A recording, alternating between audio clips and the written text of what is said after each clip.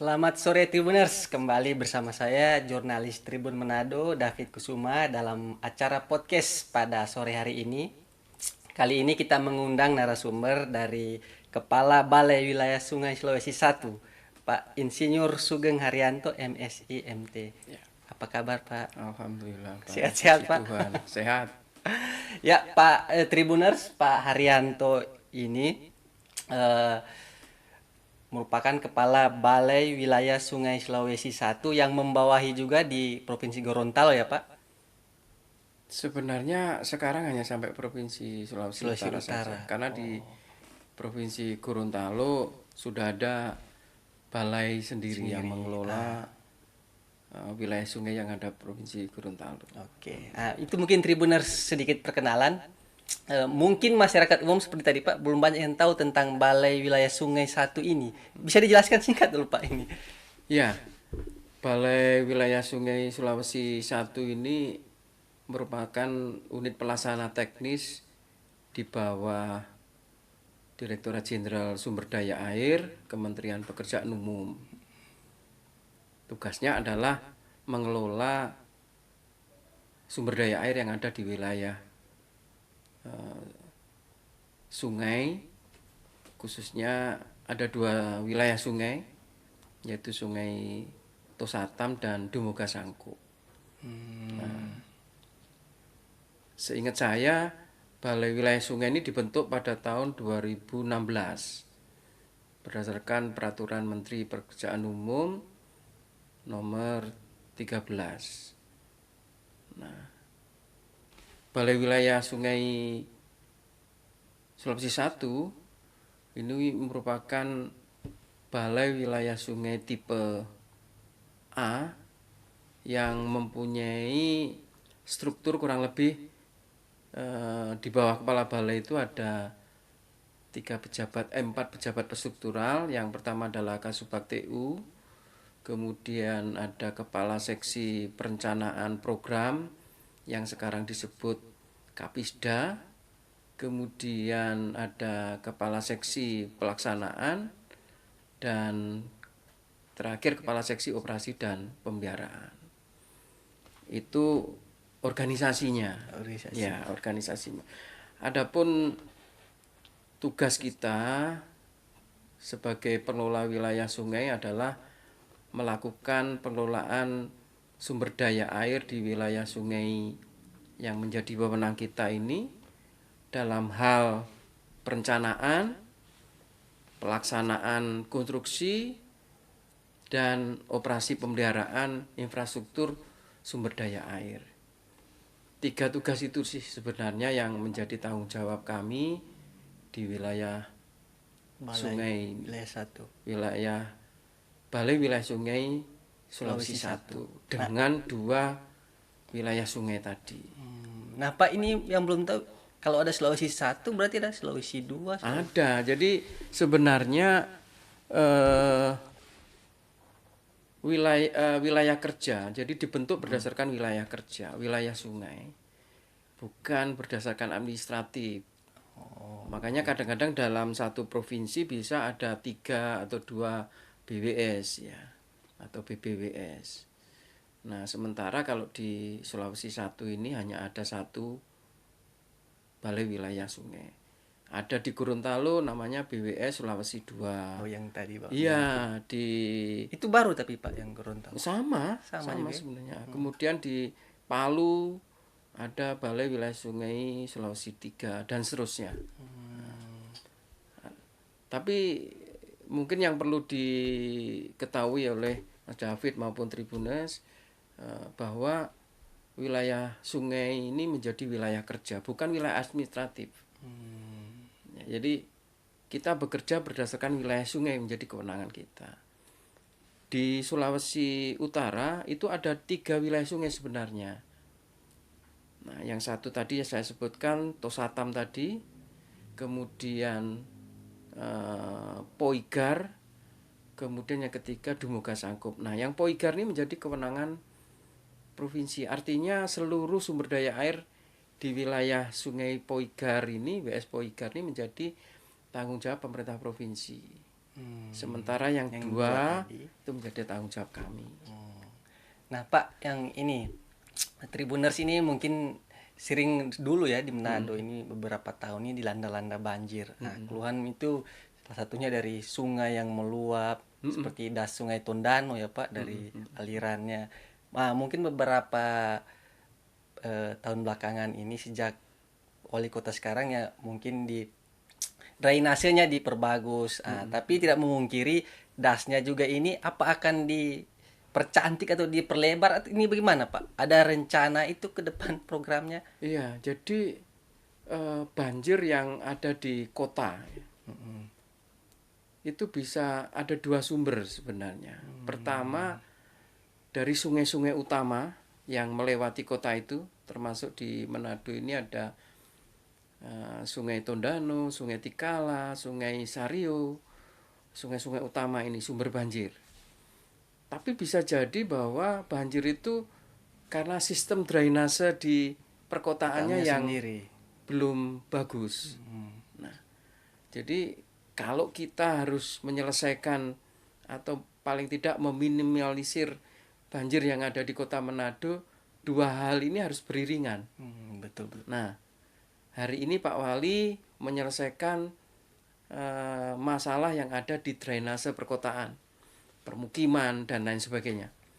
Nah, sedang kami bertugas untuk menyelesaikan banjir yang disebabkan oleh sungai-sungai utama yang tadi saya sampaikan. Kita punya program yang sedang berjalan saat ini, yaitu NUFREP. Nah, NUFREP ini dibiayai oleh Bank Dunia. Nah, salah satu upayanya adalah melakukan normalisasi sungainya, sungai-sungai utama tadi, kemudian membuat tanggul-tanggul banjir dan kolam-kolam retensi untuk banjir. Nah, itu yang akan dilaksanakan oleh Balai Wilayah Sungai Sulawesi 1. Terus kalau lahannya sendiri Pak gimana? Itu kan sungai seperti contohnya Sungai Sario ini ya Pak. Kiri kanan ini Sudah sudah padat. Padat. Ya, Nah, itu ya. bagaimana?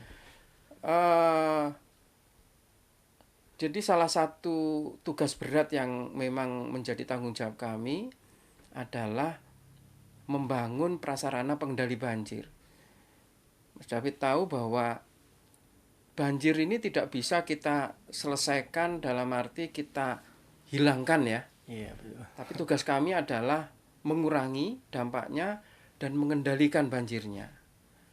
Nah, untuk sungai-sungai yang ada di perkotaan memang dimanapun permasalahan utamanya adalah bagaimana dengan sempadan sungai yang sudah diokupasi, di mana di situ tinggal sudah bertahun-tahun masyarakat ya, penduduk tinggal di kiri kanan. Kalau kita lihat sendirilah di lapangan, baik itu Sungai Tondano, Sungai Tikala, Sungai Sari ini kan kiri kanannya sudah padat oleh penduduk ya, perumahan maupun fasilitas yang lain lah.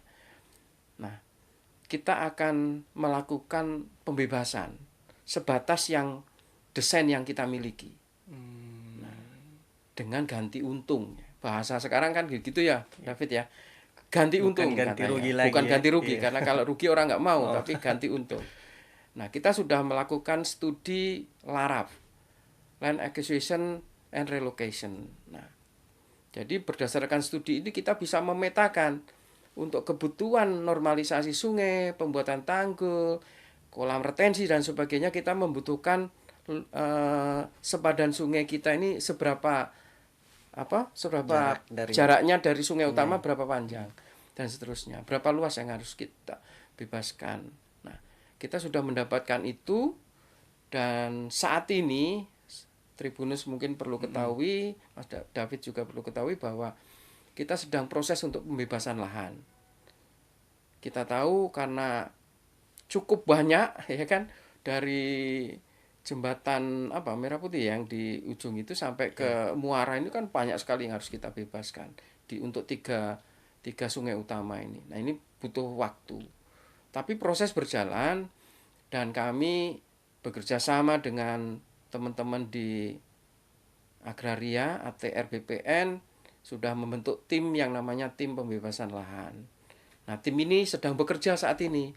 beberapa ruas bidang sudah kita bebaskan, sudah kita ganti rugi.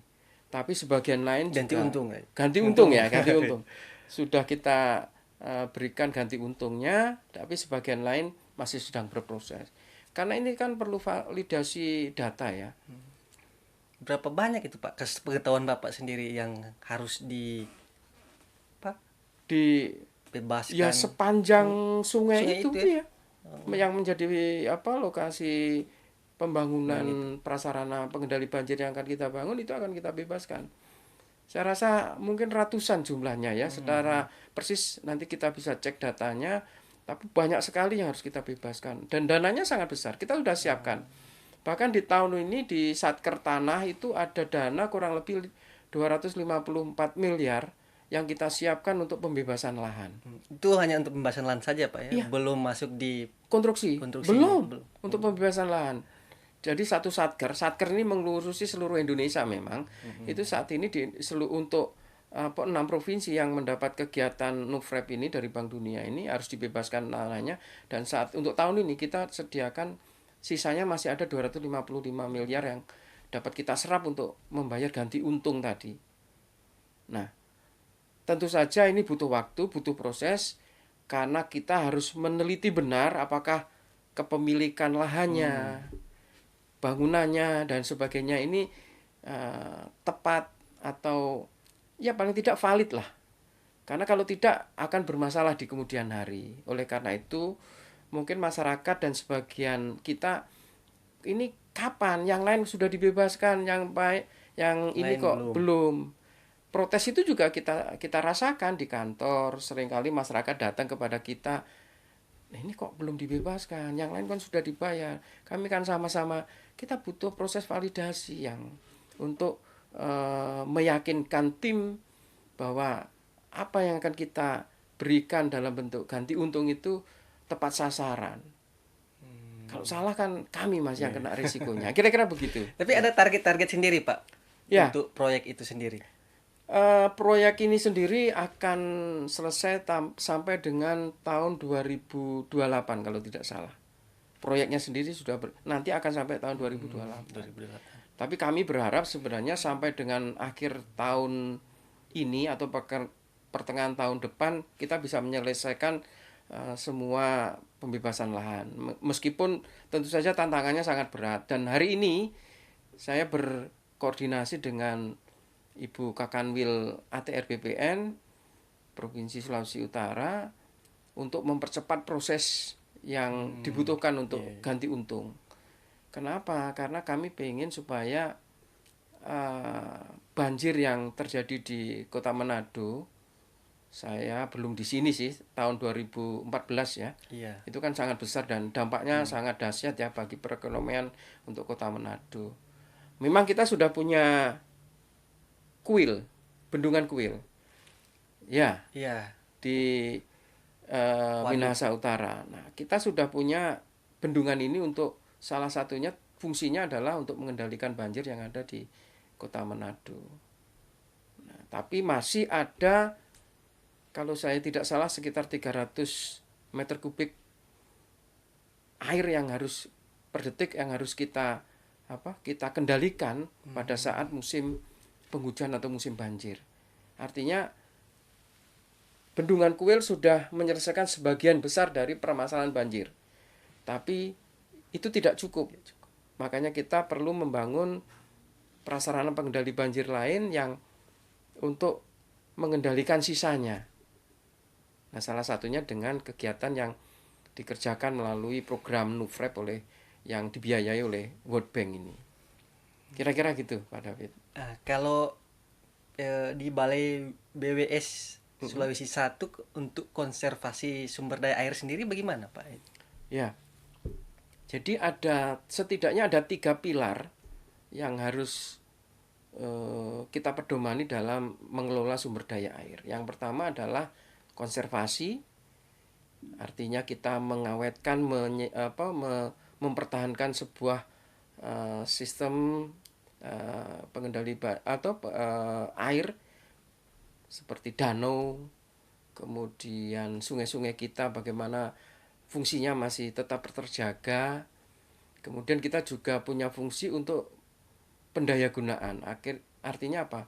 Bagaimana air atau sumber daya air itu bermanfaat untuk masyarakat, untuk irigasi, untuk air minum dan sebagainya. Kemudian yang terakhir, pilar ketiga adalah mengendalikan daya rusaknya. Ya tadi salah yang David tanyakan di awal tadi, bagaimana banjir Kota Manado, itu salah satu pilar yang harus kita jalankan oleh Balai Wilayah Sungai Sulawesi I, yaitu mengendalikan daya rusak. Daya rusak itu apa ya? Banjir itu salah satu daya rusaknya. Pak, kalau berbicara itu ya di Danau Tondano juga mungkin masuk wilayah kerja BWS Sulawesi I ya Pak. Ya, Yang ya. sekarang Pak, keluhan-keluhan masyarakat Eceng Gondok. Salah satunya itu kan untuk apa juga ya Pak? Pembangkit listrik tenaga air. Sering juga dikeluhkan itu karena pendangkalan terjadi. Bagaimana ini Pak kalau dari Ya, BWS sendiri menyikapinya? eh, Danau Tondano itu, saya cerita sedikit ke Ya. belakangnya. Danau Tondano itu luasnya kurang lebih 47 km persegi, sangat luas. Kemudian daya tampungnya yang ditampung di sana tuh 500 juta meter kubik air kurang lebih. Nah, manfaatnya juga banyak sekali ya. Salah satu manfaatnya adalah sumber energi. Kita tahu di outletnya Danau Tondano, ada Sungai Tondano, ada 3 pembangkit listrik yang menjadi sumber listrik di Sulawesi Utara. Yang pertama adalah Tonsea Lama, kemudian ada Tanggari 1, Tanggari 2. Ini sumber energi listrik yang sangat besar untuk Sulawesi Utara. Nah, sumber air dari Tondano ini adalah selain ada mata air di dalamnya, juga ada dari sungai-sungai yang masuk ke dalam Tondano, Danau Tondano. Nah, catchment areanya, yaitu yang harus kita perhatikan. Catchment daerah tangkapan airnya, sungai-sungai yang masuk tadi itu kondisinya sekarang dalam tanda kutip ya, saya ingin sampaikan bahwa memprihatinkan, dalam arti sudah menjadi lahan terbuka yang awalnya tadi hutan, menjadi lahan terbuka, lahan yang produktif yang untuk pertanian dan sebagainya. Ketika pengolahan tanah, tentu saja ini ada proses erosi dari lahan-lahan yang ada. Nah, ini menyebabkan pendangkalan, itulah yang menyebabkan pendangkalan di Danau Tondano. Kemudian satu permasalahan lagi yang cukup mengganggu kelestarian danau adalah keberadaan enceng gondok. Kita melihat sepanjang mata memandang kalau kita ke Danau Tondano banyak sekali ya di lingkarnya itu sudah dipenuhi oleh enceng gondok. Nah, hari ini David perlu saya sampaikan ke Tribunus dan juga teman-teman semuanya bahwa kami melakukan kerjasama dengan Lantamal 8 Manado untuk bersinergi membersihkan enceng gondok yang ada di sana. Baru mulai, tadi kami baru tanda tangan MOU dengan Komandan Lantamal, dan kami berharap untuk sisa waktu sampai akhir tahun ini kita bisa membersihkan dalam tanda kutip, meskipun tidak seluruhnya, tapi paling tidak mengurangi progresnya. Ada progres. Tapi ini harus kita lakukan terus menerus karena enceng gondok ini kan bertumbuh terus dan cepat sekali pertumbuhannya, ya kan? Nah, ini harus kita bersihkan setiap saat. Oleh karena itu kita ada program kegiatan operasi dan pemeliharaan. Salah satunya adalah menyediakan anggaran untuk kepentingan pembersihan enceng gondok.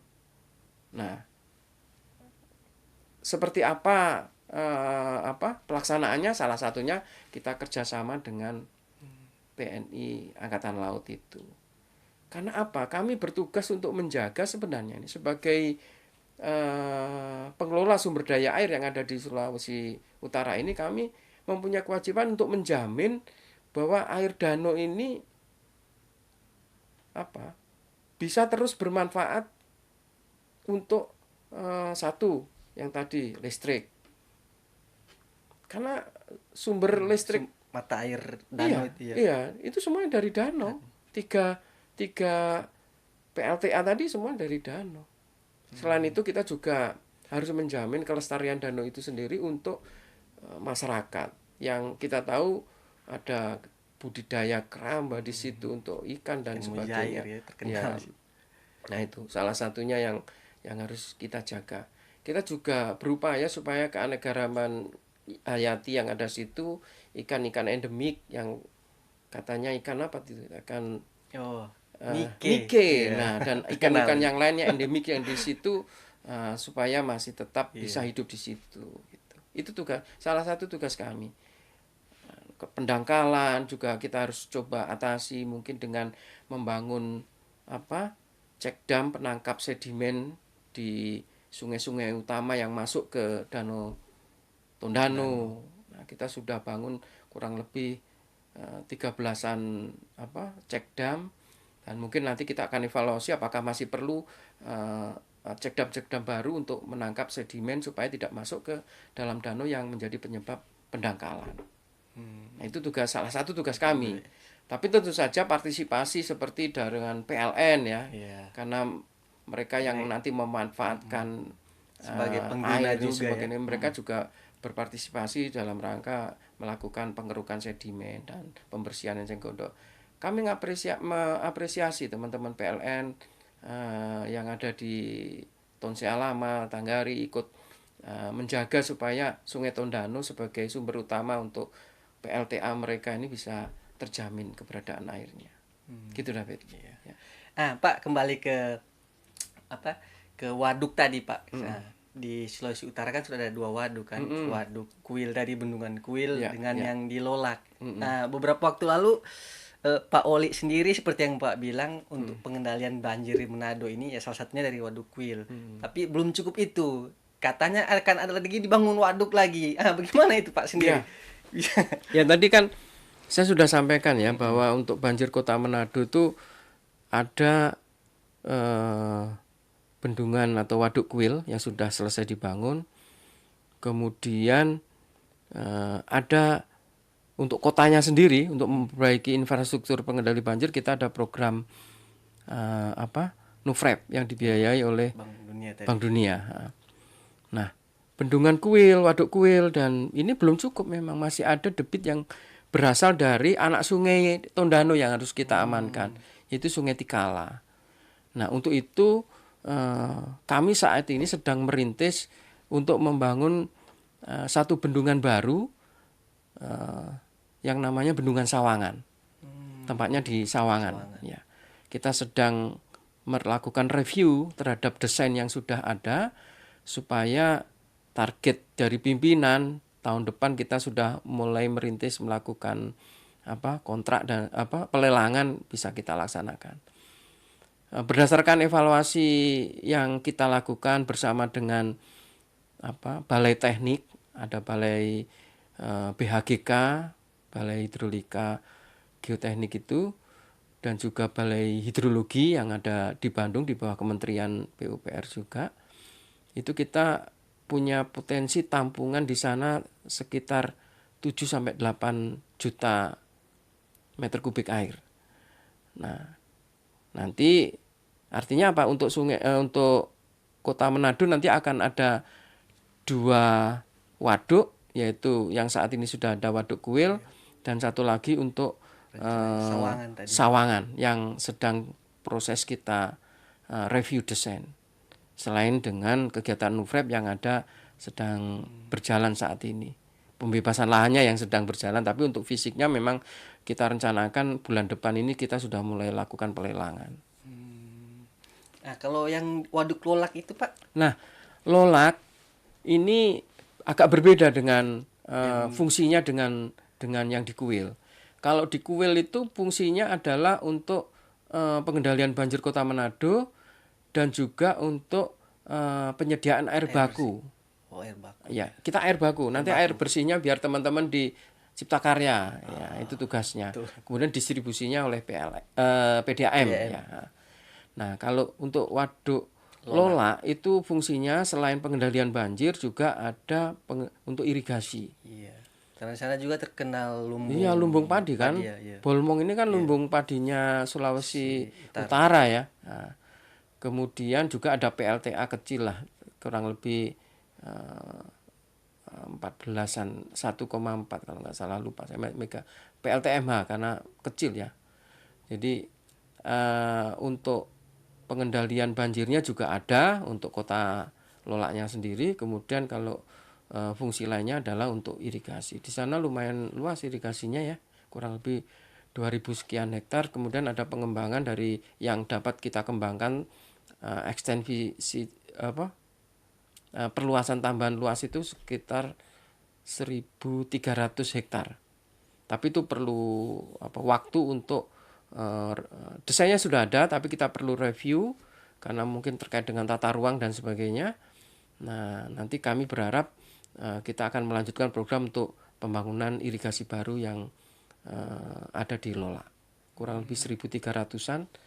Tapi kita akan review apakah masih segitu karena perkembangan kota dan sebagainya, kemudian industri dan sebagainya. Mudah-mudahan masih luasnya kurang lebih sama. Itu fungsi bendungan Lola. Hari ini seperti Kuil juga fungsi yang sudah kita rasakan adalah pengendalian banjir dan wisata baru. Iya. Jadi lokasi wisata. Iya, iya. Seperti bendungan Kuil kalau hari Sabtu atau hari libur, kalau David ke sana bisa lihat itu masyarakat mulai mulai antusias untuk datang ke bendungan kita ini untuk berwisata. Mungkin itu bisa dimanfaatkan juga sebagai sumber pendapatan daerah atau gimana itu? Iya, nanti kedepannya seperti itu. Jadi kami sudah menerima surat dari pemerintah kabupaten. Ini contohnya yang di Kuil ya, yang di Kuil. Pemerintah Kabupaten Minahasa Utara sudah berkirim surat kepada kami untuk mengelola wisata di Waduk Kuil, di Bendungan Kuil. Nah, tapi kita hari ini masih dalam rangka persiapan sertifikasi operasi. Jadi David, bendungan itu untuk dioperasikan harus punya sertifikat yang dikeluarkan oleh Komisi Keamanan Bendungan. Tanpa ini kita tidak boleh mengoperasikan itu. Nah, makanya kenapa manfaat bendungan Kuil maupun Lola ini belum maksimal, karena salah satunya kita belum punya sertifikat untuk operasi bendungan ini. Nah, untuk Kuil sendiri, progresnya hari ini kita sudah proses sertifikasinya. Nah, dan kami berharap tahun ini sudah keluar. Nah, kalau ini sudah keluar, nanti apa yang diminta oleh pemerintah kabupaten ini bisa kita proses. Jadi wilayah sungai yang memprosesnya. Iya, nanti kita proses melalui Menteri Keuangan supaya pengelolaan area wisatanya diserahkan ke pemerintah daerah. Tentu saja nanti ada penerimaan negara bukan pajak yang harus masuk ke negara terkait dengan pengelolaan wisata. Ya, kami berharap ini menjadi sumber pendapatan pemerintah daerah yang baru ya untuk Kabupaten Minahasa Utara, dan juga di sana Kabupaten Bolaan Mongondo juga bisa mendapatkan manfaat langsung melalui wisata itu. Ini butuh proses lah, kira-kira begitu. Ya. Nah ini Pak, banyak lagi masyarakat yang belum tahu membangun di sisi sungai ya, bahkan mereka sudah memperkecil aliran air. Mungkin ada beberapa ya di sini. Bukan hanya di sisi sungai, bahkan mungkin masuk ke sungai. Itu bagaimana itu Pak? Mungkin bisa edukasi, karena setahu saya ada ya di Manado di satu tempat lah, mereka sudah alirannya sudah makin lama ya, itu kan bahaya Pak kan kalau banjir nanti tersapa itu. Apa kalau membangun itu harus ada izin, misalkan saya mau membangun di dekat sungai ya, bagaimana itu? Ya, jadi salah satu tugas balai tadi yang mungkin belum tersampaikan ya. Salah satu tugasnya adalah kementerian kita, Kementerian PUPR ini adalah memberikan izin pembangunan atau pendayagunaan sumber daya air, pemanfaatan dan pengusahaan sumber daya air. Salah satunya adalah termasuk bangunan yang bersentuhan dengan sungai. Sungai itu selain badan sungai, ada juga sempadan sungai. Nah, ini jaraknya tergantung dari lebar sungainya, tempatnya di mana dan sebagainya. Ada aturan yang mengatur tentang sempadan sungai ini. Termasuk sempadan danau tadi kayak yang di Tondano ya. Nah, itu ada aturannya. Pertanyaan David tadi, apakah boleh membangun di sempadan sungai kan gitu ya kira-kira? Berbahaya bagi mereka. Iya, iya. Jadi pembangunan di sempadan sungai ini ada aturannya yang mengatur. Kita punya peraturan menteri sekarang nomor 2 tahun 2024 dan juga ada peraturan menteri nomor 3 tahun 2023 yang mengatur bagaimana proses perizinan pengusahaan air atau penggunaan air. Penggunaan sumber daya air dan pengusahaan sumber daya air. Penggunaan air itu ya airnya sendiri, sumber daya air itu termasuk sempadan tadi itu ada aturannya. Kita punya permen tadi yang saya sampaikan 2 tahun 2004 dan 3 tahun 2023 ini mengatur tentang bagaimana proses perizinan itu harus ditempuh. Apakah selalu dilarang? Tidak juga. Misalnya untuk bikin jembatan kan nggak mungkin jembatan jauh-jauh dari sungai ya, jadi untuk abutmennya selalu di tepi sungai itu boleh. Rentangan kabel misalnya, dermaga itu boleh. Tapi memang ada yang tidak boleh, misalnya rumah tinggal. Nah, pertanyaannya bagaimana kalau rumah itu sudah ada di situ kan gitu ya. Orang selalu bertanya, ada peraturan menteri juga tentang sempadan sungai dan sempadan danau. Itu mengatur bagaimana rumah-rumah yang sudah terlanjur ada di situ. Sementara perizinan peraturannya baru keluar kan gitu. Jadi rumah itu harus dalam status quo atau bangunan itu harus dalam status quo. Status quo itu begini. Jadi bangunan itu tidak boleh diperbaiki, tidak boleh ditingkatkan, tidak boleh diapa-apakan sampai pada akhirnya nanti akan dilakukan penertiban terhadap bangunan-bangunan yang berada di sepadan sungai ini. Ada aturan tentang itu. Nah, saat ini prosesnya agak berbeda dengan yang lampau, yang 1 tahun 2016, yang ini yang baru. Perizinan itu dimintakan kepada Menteri Pekerjaan Umum. Sehi Dirjen Sumber Daya Air. Nanti dari sana kita akan mendapat surat atau disposisi untuk membuatkan rekomendasi teknis. Nah, di rekomendasi teknis itu akan muncul boleh tidak boleh, boleh bersyarat atau memang tidak boleh sama sekali. Itu di situ. Kita akan munculkan di situ karena di situ ada analisa. Karena prinsipnya sungai ini jangan diganggu deh alirannya, kan gitu toh. Yeah. Kalau alirannya atau kapasitas sungainya dikurangi dengan bangunan ini dan itu, nanti tentu saja ini air akan mencari tempat lain yang lebih rendah dan itu bisa kemana-mana, tidak terkendali, bisa menyebabkan banjir. Nah, aturannya seperti itu. Nah, bagaimana dengan bangunan-bangunan lama? Tadi ada Permen 3 tahun 2023. Itu mengatur nanti prosesnya seperti apa. Masyarakat bisa mengajukan perizinan. Bahasanya minta diputihkan atau apa ya. Jadi bangunannya sudah ada, aturannya masih baru. Jadi nanti si pemilik ini bisa mengajukan ke Menteri PUPR, Sehi Dirjen SDA. Nah, nanti akan di situ akan dilakukan kajian apakah bangunan yang sudah ada ini bisa diizinkan atau tidak dan sebagainya.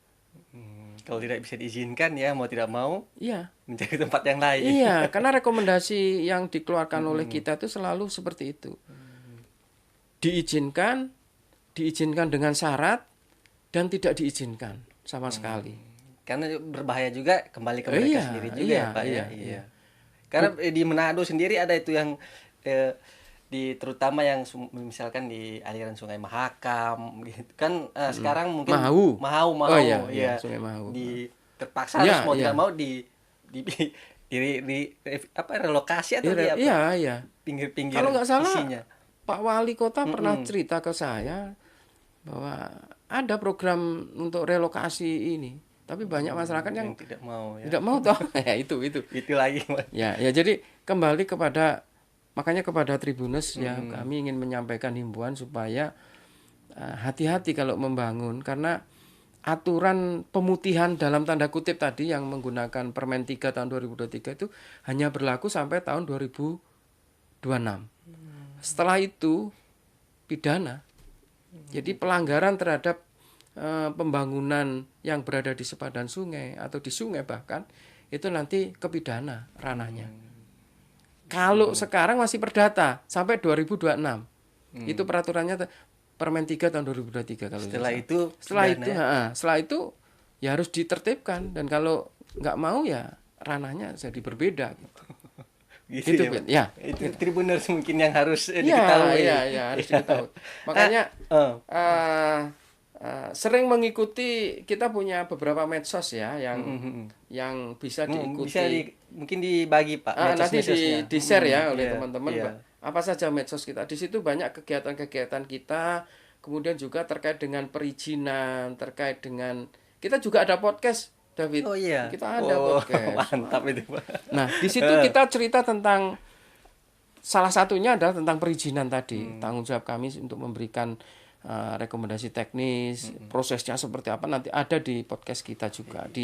Di medsos kita juga kita sampaikan hal-hal yang mungkin masyarakat luas Tribunus perlu ketahui ya, terkait dengan perizinan, pelanggaran sumber daya air yang mungkin dilakukan tanpa sadar, kan kadang-kadang. Ya, mungkin kita pikir tidak melanggar, ternyata ada aturannya. Ada aturannya, betul. Nah, ini Pak yang saya ingin tanyakan, kalau perizinan pengusahaan air tanah Pak, bagaimana itu? Kan misalkan saya punya rumah, saya ingin mau bor sendiri, itu apa izin atau bagaimana Pak? Itu bagaimana itu Pak? Ya, kan izinnya itu sebenarnya dari, kalau dulu ada yang kita kenal apa ya, satu atap, apa istilahnya? Oh, perizinan satap mungkin. Perizinan satu pintu ya, apa ya itu? STP apa? Perizinan perusahaan terpadu ya. Iya, yang untuk kalau setiap, sekarang mal pelayanan publik pemerintah daerah beda-beda itu namanya. Tapi izin itu dari sana, dari ESDM ya, energi sumber daya mineral, karena air tanah itu di bawah mereka. Nah, tapi kita memberikan rekomendasi. Gini, sumur dalam atau air tanah itu sebenarnya kan alternatif kedua kalau air permukaannya tidak ada. Jadi kalau masih ada air permukaan, kita pakai air permukaan. Ini kan cadangan kita sebenarnya kan, sumber air tanah itu. Nah, tapi beberapa kasus di banyak perumahan ya, yang kita alami, air permukaan tidak ada, atau dalam tanda kutip pemerintah, dalam hari ini PDAM, tidak bisa menyediakan air untuk mencukupi perumahan itu. Kalaupun ada mungkin mati giliran ya, bergilir ya, nanti berapa jam hidup, kemudian ya itu bergilir. Nah, oleh karena itu, karena salah satu ya, kita tahu bahwa air adalah kebutuhan pokok kita ya, kurang lebih kita ini membutuhkan sehari 2 liter tahu untuk minum aja, belum untuk ya kebutuhan yang lain, bisa 60, bisa 60 liter per hari. Jadi kalau tugas kami sebagai Balai Wilayah Sungai ini adalah menerbitkan surat keterangan keberadaan air permukaan atau ketidakadaan air permukaan. Itu tugas kami. Jadi selama masih ada air permukaan, kami akan tulis bahwa tidak diizinkan untuk mengebor, tapi kami menjelaskan bahwa di sini masih ada air permukaan. Nah, jadi manfaatkan dulu yang ada. Manfaatkan air permukaan. Jadi kalau kualitas kan bisa diolah ya, itu tergantung pengolahan. Tapi kalau yang paling penting adalah, oh ini loh air permukaannya masih ada, pakai dulu air permukaan, jangan ngebor. Nah, itu tugas kami memberikan surat keterangan itu.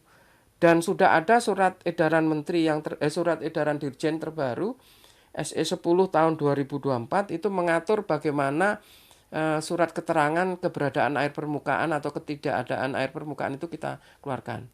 Tribuners bisa cari di googling ya, peraturan-peraturan itu. Jadi misalnya ini contoh beberapa perumahan yang kami alami, dia PDAM tidak sanggup untuk mencukupi sebuah komplek perumahan. Nah, dia harus ngebor. Izin dari ISDM itu baru keluar kalau BWS mengeluarkan surat keterangan. Nah, surat keterangan ketidakberadaan air permukaan. Kalau selama masih ada air permukaan, ada sungai, ada mungkin ada mata air yang bisa diambil, ya silakan pakai itu dulu. Tapi kalau itu sudah tidak ada, baru kami rekomendasikan bahwa di wilayah perumahan A misalnya ini tidak ada air permukaan. Silahkan untuk gitu.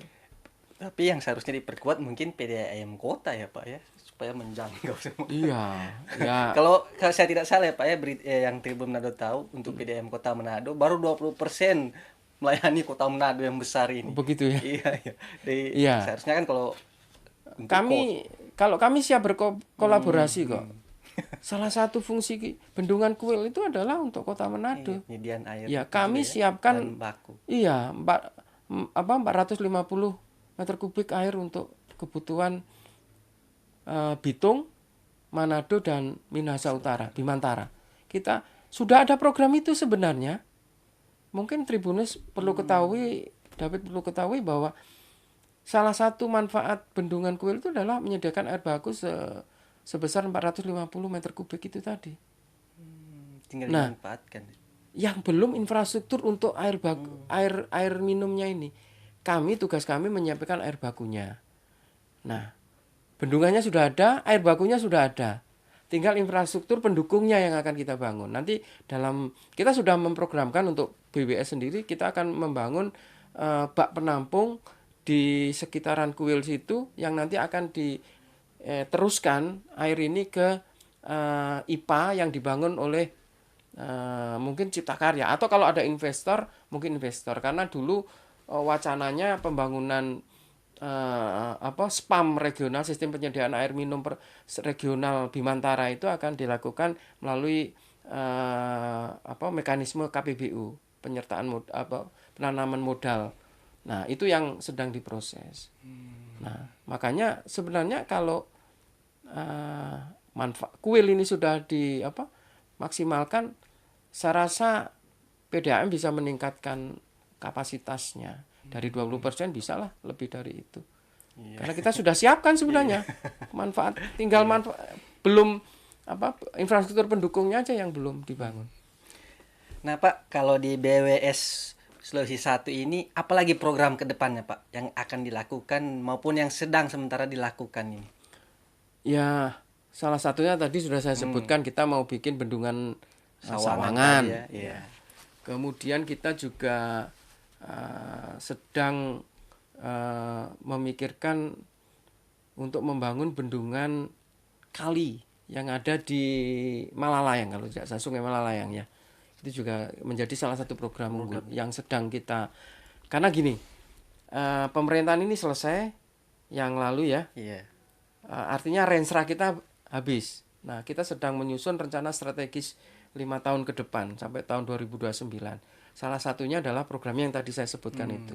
Bendungan Sawangan, bendungan kali. Ya, itu yang besar ya. Kemudian kita juga yang menjadi perhatian saya dan kami semuanya di BWS ini, kalau kita bicara kecukupan air secara global untuk wilayah sungai yang menjadi wilayah kerja kami, yaitu Tosatam dan Dumoga Sangkup, masih cukup.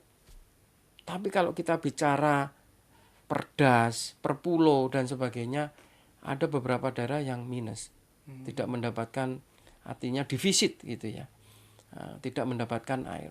Pulau-pulau terluar, pulau-pulau yang seperti di Kepulauan Talaut dan sebagainya, ini dukungan untuk air baku masih sangat memprihatinkan. Oleh karena itu salah satu program kami adalah membangun prasarana air baku di kepulauan-kepulauan. Kemudian yang kedua, selain air baku itu tadi, ke depan salah satu program dari pemerintahan yang baru nanti ya, adalah ketahanan pangan. Itu juga bagian dari. Ya, ini baru itu kan. Air juga ya. Iya, ketahanan pangannya, sawahnya, irigasinya kan dari kami. Menyediakan itu. Teman-teman dari Kementerian Pertanian atau petani kita tidak bisa menanam apa-apa kalau airnya tidak tersedia. Iya, betul. Ya. Nah, salah satunya adalah kita akan mengoptimalkan yang sudah ada irigasi-irigasi yang sudah ada itu kita optimalkan yang menjadi kewenangan kami.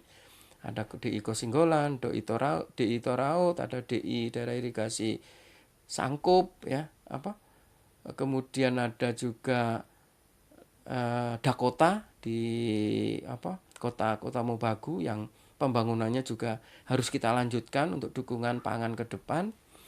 Kemudian tadi saya sebutkan di Lolak ya, di Lolak juga kita akan meneruskan program pembangunan irigasi baru yang belum terbangun di Lolak atas, itu harus kita bangun 1.300-an.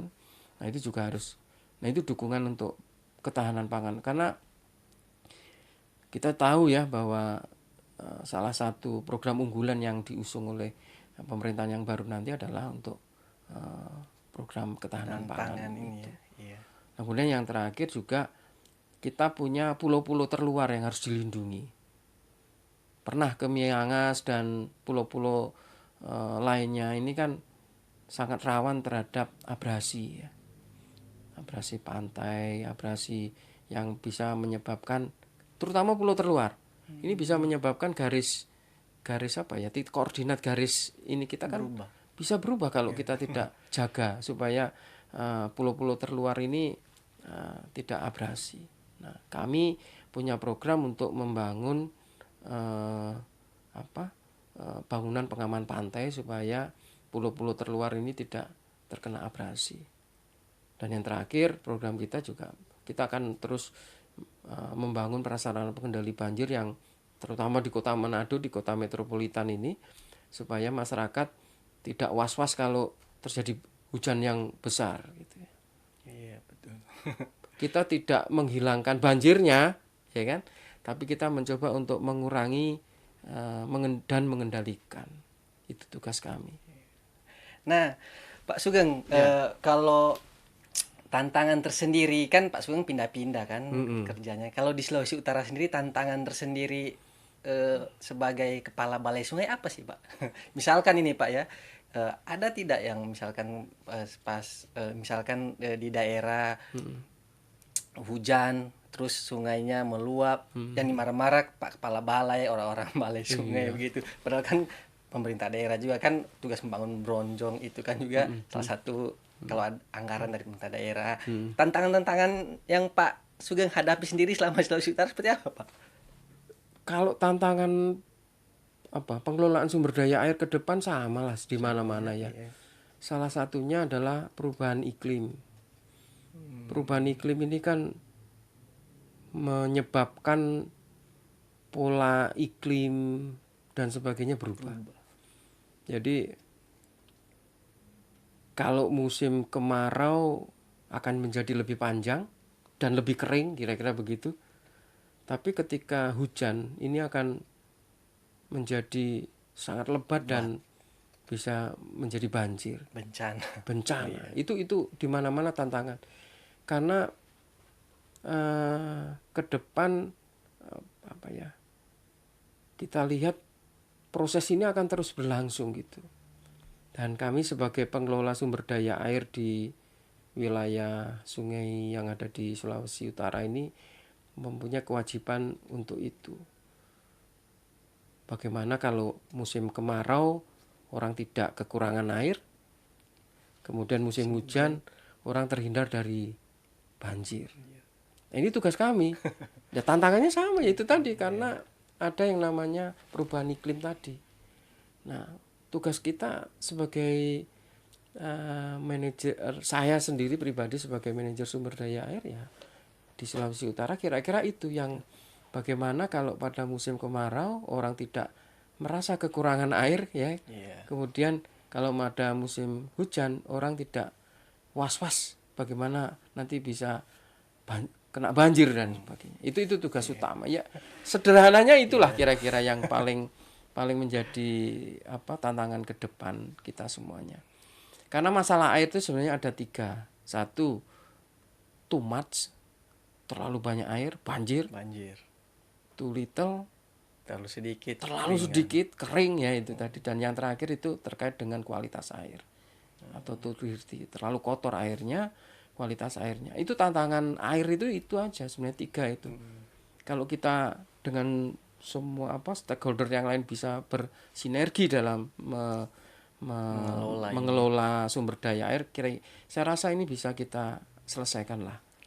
Setidaknya apa yang dampak-dampak dari 3 hal tadi itu bisa kita kurangi supaya masyarakat merasa nyaman gitu ya. Kira-kira itu. Ini yang terakhir mungkin Pak. Ya. Kan kepala balai sungai ini pasti sering turun ke lokasi mengecek sungai, waduk semua. Bagaimana Pak Sugeng menjaga kondisi fit ini supaya bisa semua bisa dilihat, ditinjau. Ya. Sehat fisik itu kalau menurut saya pribadi, David ya, itu dimulai dari pikiran, ya kan? Gitu kira-kira kalau saya gitu. Betul. Kita harus positive thinking dan melihat melihat masalah itu. Kalau kita positive thinking, semua masalah itu bisa kita lihat dengan jernih ya, dengan pikiran yang jernih. Karena kalau kita sumpek ya, pikiran kita nggak jernih, kita masalah yang kecil pun menjadi lebih berat, dan masalah yang berat apalagi kan gitu. Tapi kalau menurut saya itu sih, kita selalu menjaga pikiran kita ini tetap bersih, tetap jernih, kemudian positive thinking itu tadi, kemudian ya kalau dari sisi fisik ya kita olahraga lah, kira-kira gitu. Olahraga, jaga fisik lah, kira-kira gitu ya. Kalau dari sisi fisik ya, untuk menjaga kesehatan kita, atur makan, atur istirahat, dan mudah-mudahan dengan didukung oleh teman-teman saya di balai dan juga bekerja sama bersinergi dengan semua stakeholder, saya rasa tugas-tugas yang harus kita laksanakan itu ke depan bisa kita laksanakan dengan baik. Kira-kira gitu Mas Abid. Mungkin ada closing statement Pak Sugeng kepada Tribuners yang mendengar podcast hari ini, bahkan sudah banyak yang tahu bahwa seperti ini pemanfaatan air seperti ini, sudah tahu juga perizinannya. Mungkin ada yang ingin disampaikan lagi kepada Tribuners pada closing statement ini. Intinya kalau saya closing statementnya jaga air untuk masa depan. Sudah sedikit itu saja. Jadi artinya gini, kalau kita bisa menjaga keberadaan air, ya, menjaga ini macam-macam ini. Ya itu tadi salah satunya adalah mengelola. Untuk masa depan kita akan lebih baik. Karena konflik-konflik yang nanti muncul itu, bahkan ada salah satu film, saya lupa namanya, judulnya. Itu ternyata yang diperebutkan tuh air gitu. Ya, makanya oleh karena itu saya berharap kepada Tribuners, mari kita sama-sama menjaga keberadaan air kita ini, baik di sumber air, di sungai-sungai kita dengan baik. Hal kecil misalnya jangan buang sampah sembarangan. Betul. Hal-hal seperti itulah. Jangan buang, kalau punya usaha atau pabrik, jangan buang limbah lah ke sungai. Kita mulai dari hal-hal kecil seperti itu, mudah-mudahan insya Allah nanti ke depan masa depan kita akan lebih baik lah. Kita juga bersyukur ya Pak, di Indonesia ini tidak ada daerah gurun yang tandus sekali juga ya. Iya. Tapi tanda-tanda kesana perubahan iklim ada. Perubahan iklim sudah mulai ini. Kalau dulu kita kan bisa menjaganya ya. Kita kan nggak kenal istilah kemarau panjang itu apa namanya. Kita nggak pernah kenal ya dulu. Warming. Iya, pemanasan global kayak gitu-gitu kan nggak pernah dengar. Kemudian baru sekarang lah kita. Berarti tantangan ini mengelola agar jangan sampai seperti dampak yang buruk ke depan nanti ya. Karena perubahan iklim itu tidak bisa kita tidak bisa kita hindari. Tapi bagaimana kita mencoba mengelola ini dengan baik. Nah, untuk sungai-sungai kita ya itu tadilah. Kalau saya berharap kepada Tribuners, ke masyarakat ya, yang dimulai dari lingkungan sekitar kita ya. Kalau tinggal di sekitar sungai ya jangan buang sampah ke sungai, jangan buang limbah ke sungai. kemudian menjaga supaya kalau memanfaatkan air itu jangan boros lah, kira-kira gitu, menghemat air. Ya. Kalau gosok gigi, saya contohkan ya hal sederhana kepada anak saya ini contohnya. Ketika kita gosok gigi kan buka keran kan. Nah, seringkali kita ketika gosok gigi Air ini jalan kerannya terus. tuh jalan terus gitu. Hal-hal sederhana gitu. Tapi itu maknanya besar ternyata untuk ke depan nanti kita bisa tahu bahwa bagaimana berharganya air lah, kira-kira gitu. Gitu Mas David. Iya. Ya. Demikian Tribuners bincang-bincang sore hari ini dengan Kepala Balai Wilayah Sungai Sulawesi 1, Insinyur Sugeng Haryanto, MSc, MT. Terima kasih ya Pak sudah bersedia sama-sama. hadir di podcast Tribun Manado. Mungkin kalau ada podcast kita bisa balik diundang nanti. Baik, nanti kita saling mengundang ya, kira-kira gitu. Karena Ya. kita punya jadwal dalam 2 minggu sekali kita harus keluarkan hasil Jokes podcast itu gitu. Pak Iya. kalau tidak ada. Baik, Ya. terima kasih. Demikian Tribuners bincang-bincang sore hari ini. Sampai jumpa pada edisi podcast berikutnya. Selamat sore. Assalamualaikum warahmatullahi wabarakatuh. Sampai jumpa dan terima kasih sudah bersedia hadir di Tribun Manado Podcast. Sama-sama.